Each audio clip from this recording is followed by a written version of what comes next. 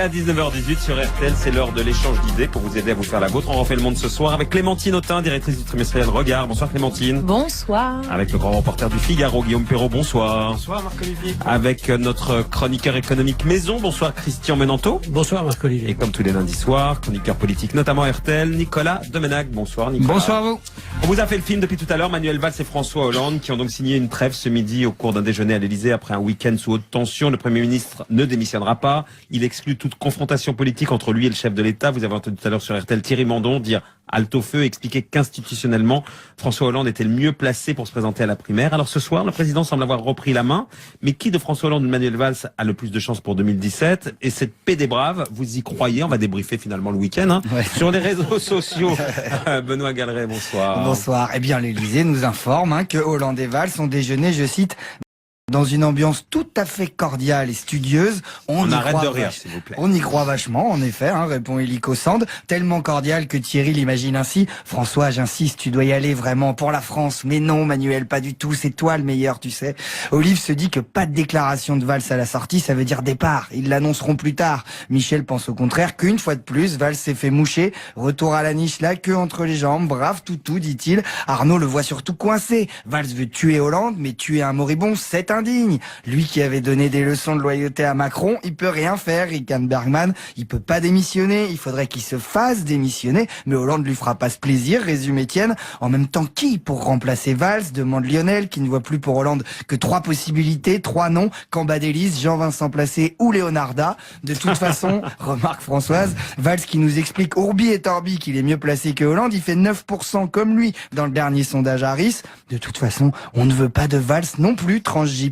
Franck, pour finir, prédit de jolis fous rires en perspective dans cette primaire de gauche qui s'annonce. Guillaume Perrault, donc voilà, un Manuel Valls qui est rentré dans le rang à midi. Fermez le banc?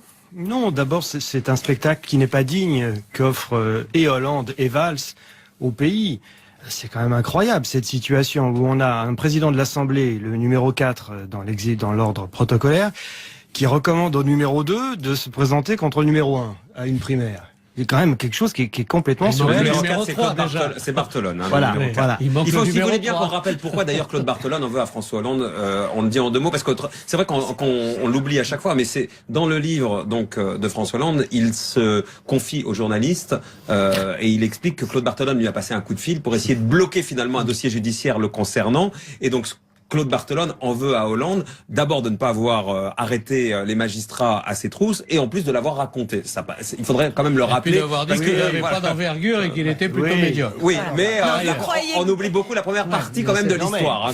D'accord, mais enfin, toujours est-il qu'on a un président et un Premier ministre qui règlent leur compte par médias interposés, et il ne se passe rien, personne n'en tire de conséquences. On frôle la crise de régime. C'est comment le pays peut être gouverné avec cette situation? Est-ce que ça va durer encore longtemps? Clémentine, tout à l'heure Thierry Mandon a un peu dégonflé l'histoire en disant que non, on a surinterprété les propos de Manuel Valls. Il a expliqué qu'il était le mieux placé si Hollande n'y allait pas, mais il a jamais dit qu'il allait s'opposer à lui et que c'est devenu une histoire contre son gré. Ce que je trouve assez incroyable, c'est que là le débat c'est de savoir qui de François Hollande ou Manuel Valls va être le candidat de l'exécutif, que l'un pourrait être mieux que l'autre, et on oublie qu'ils ont mis en œuvre exactement la même politique. Donc ce que je trouve assez extraordinaire depuis les semaines là qui s'écoulent, c'est qu'au fond on nous transforme ce radeau de la Méduse gouvernemental, parce que c'est quand même vraiment un radeau de la Méduse, il faut bien qu'il y en ait un qui se présente quand même. Maintenant ça devient Dallas, où nous suivons quotidiennement où est-ce qu'ils en sont, lequel joue avec les nerfs de qui, etc. Je sais pas, mais les Français qui doivent regarder ça doivent être littéralement concernés. Je ne suis pas étonnée que François Hollande soit à 8 dans les sondages, Manuel Valls peut-être un petit peu plus, on sait pas très bien à combien, mais franchement, Jean-Luc Mélenchon pas tellement plus, Clémentine. 12. Je suis désolée, je suis désolée, mais il est à 13 ou 14 et comme il y a Emmanuel Macron. Moins que Macron.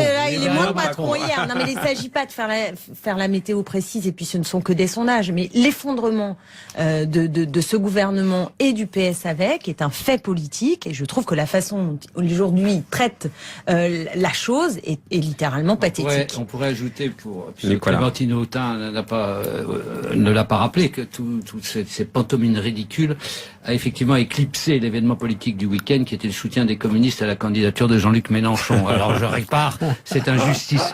Mais enfin, deux points quand même. Deux points quand même importants. Je ne crois pas que ce soit un événement. Quand j'entends la droite s'offusquer de ce spectacle lamentable, j'ai quand même en souvenir celui que donnaient Nicolas Sarkozy et Jacques Chirac, quand Nicolas Sarkozy contestait bruyamment et de manière très insolente l'autorité du président de la République. Il n'a jamais dit j'ai aussi en mémoire à une primaire contre Chirac. Non, mais il a dit que Chirac se conduisait comme Louis XVI à réparer des montres, si vous voulez. C'est pas tellement peu honorable. J'ai en mémoire aussi Guillaume Perrault, le spectacle qu'a donné Chirac, le même Chirac, Jacques Chirac, quand il était Premier ministre face à Valéry Giscard d'Estaing. Mais c'est pas. Il a démissionné, lui, en août 76. Plus tard. Et j'attends toujours la démission de Manuel Valls. J'ai l'impression que vous la souhaitez. La comparaison, Nicolas, ne me paraît pas du tout convaincante. Non, mais c'est pour dire qu'il y a des contradictions au sommet du pouvoir, que c'est pas nouveau non plus. Ce qui est intéressant, c'est de voir ce qu'il y a derrière, s'il y a quelque chose. Oui, on peut pas complètement évacuer le fait que se joue quelque chose d'important. Je crois pas pour la présidentielle qui vient,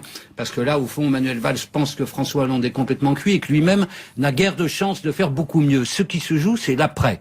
C'est-à-dire, au fond, après l'échec, après la défaite, qui pourrait être une déroute, est-ce qu'on peut sauver la social-démocratie, sa pensée, son organisation, et autrement dit, éviter que le parti, comme ils disent eux-mêmes, se corbinise, c'est-à-dire qu'il devienne, comme en Angleterre, au fond un réduit de sectaire qui n'aurait plus aucune chance de reprendre le pouvoir. C'est ça qui se joue. C'est pour ça que Manuel Valls se bat. Je veux dire, c'est pour, au fond, sauver les meubles, pour l'après, sauver un certain nombre d'élus socialistes et éviter que. Mais pour sauver ces meubles-là, pour qu'on comprenne bien, Nicolas Damenac, il faut qu'il porte les couleurs du PS en 2017. Il vaudrait mieux, parce que sinon il risque d'être emmené par la défaite.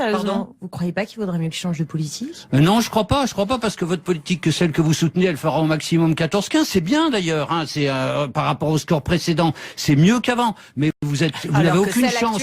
Vous n'avez aucune chance d'arriver au pouvoir. Aucune. Vous pensez que François Hollande en a plus peut-être, ou Manuel Valls, ou cette social-démocratie? Se joue l'avenir. Se joue l'avenir de la social-démocratie française. Mais peut-être que l'avenir de la gauche n'est pas entre ces mains-là. Vous avez le droit de le penser. Je pense que c'est pas vous qui le portez en tout cas. Moi j'ai beaucoup aimé une des thèses qui circulait ces dernières heures, qui est sur ce petit match entre le président de la République et son Premier ministre, qui est quand même fréquent dans l'histoire de la Ve République. On oublie tous que Monsieur Pompidou, que tout le monde révère aujourd'hui, avait depuis Rome déclaré sa flamme sans. Il n'était pas au pouvoir. Il était plus au pouvoir. Il n'était plus au pouvoir. Bien sûr, mais enfin, il l'avait fait dans des conditions que certains se rappellent bien.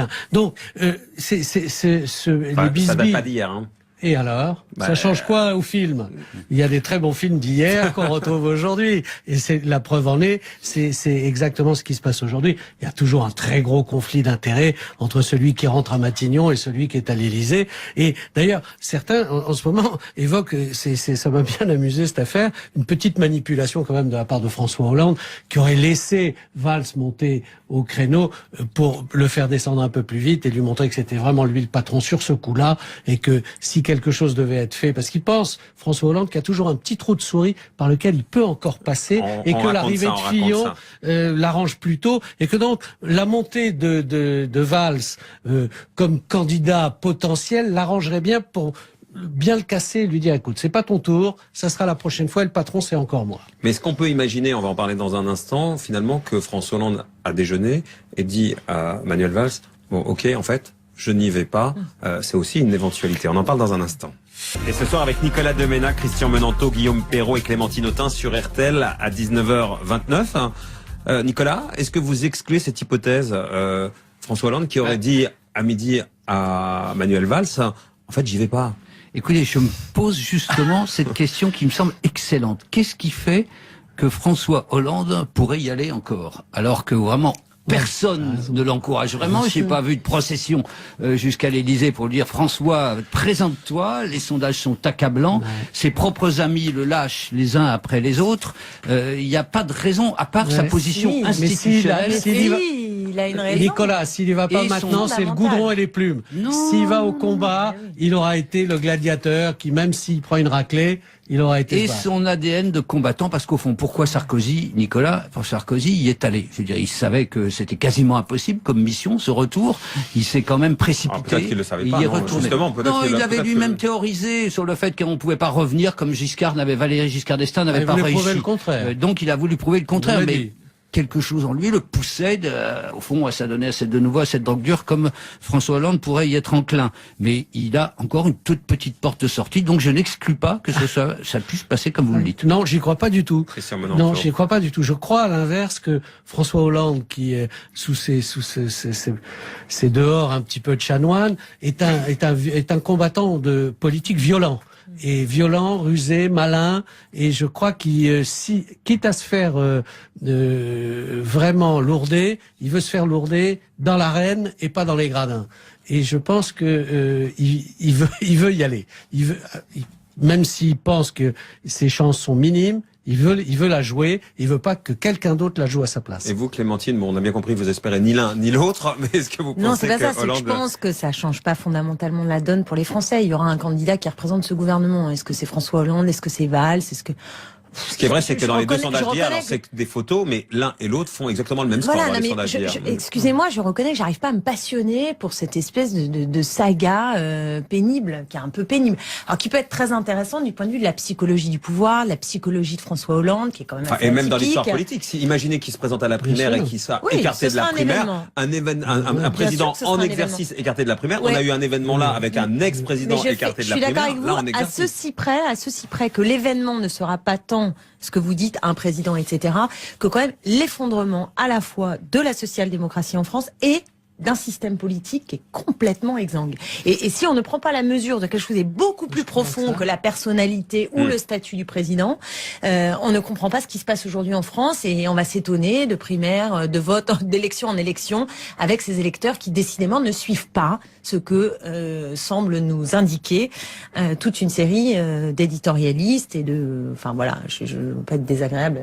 Moi je crois pas que ce soit la condamnation d'un système qui serait la social-démocratie. Je crois que c'est plutôt... Reste à prouver qu'ils sont sociodémocrates, tout ça.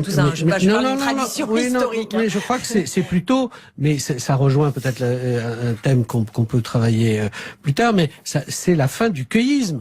Je crois que les Français veulent plus de gens qui disent tout et leur contraire, et dont la seule solution, c'est de dire, quand il y a un problème, toute absence de solution finira bien par le résoudre. Et donc ça, je crois que et c'est un petit peu... Alors de ce point de vue-là, c'est évidemment, on va parler de François Fillon dans un instant, mais il a voilà. Et c'est probablement, à mon sens, une des clés du succès de François Fillon et de la difficulté actuelle du président de la République, dont on ne voit pas la fermeté dans l'engagement doctrinal, si je puis m'exprimer ainsi. Justement, d'un point de vue doctrinal, pour répondre à Domnac qui disait tout à l'heure, c'est la social-démocratie, ou en tout cas ce courant-là. Mais ce courant-là, je ne crois pas qu'il va disparaître. C'est-à-dire que ce courant d'accompagnement. Mais on peut aussi imaginer qu'un profil comme Macron est de nature à régénérer une proposition politique qui, au fond, est une forme de continuité avec des ruptures, mais ça passe par autre chose. Donc il y a bien quelque chose qui se meurt, rue de Solferino, et du côté de cette forme social-démocrate telle qu'elle a existé toute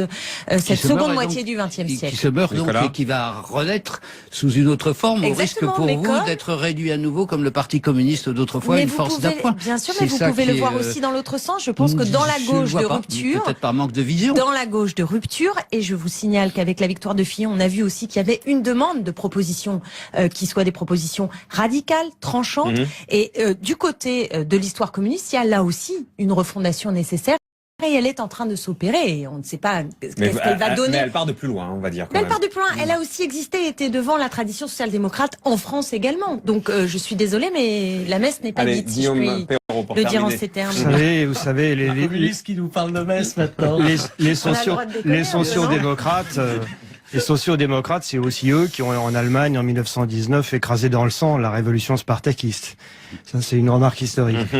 Donc, bon, tout le monde peut se réclamer de la social-démocratie, mais quand on regarde de près, tout ça est discutable.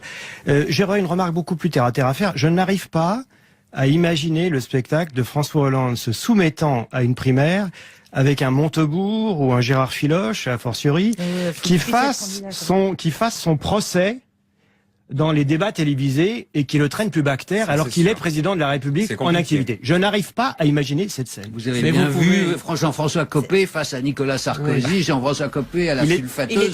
Il était plus président. Il était plus président, Sarkozy. Il a quand même une dimension a priori incompatible avec celle d'un ça sous-entend ancien parlementaire. Considérer comme acquis le principe d'une primaire à gauche. Ce qui est pas... Ça, à voir, on a bien entendu Jean-Pierre Mignard, proche du président, lui déconseiller de passer par la primaire ce matin sur RTL. On va voir si il sera entendu ou pas. En tout cas, il y en a un qui est passé par la primaire, c'est François Fillon.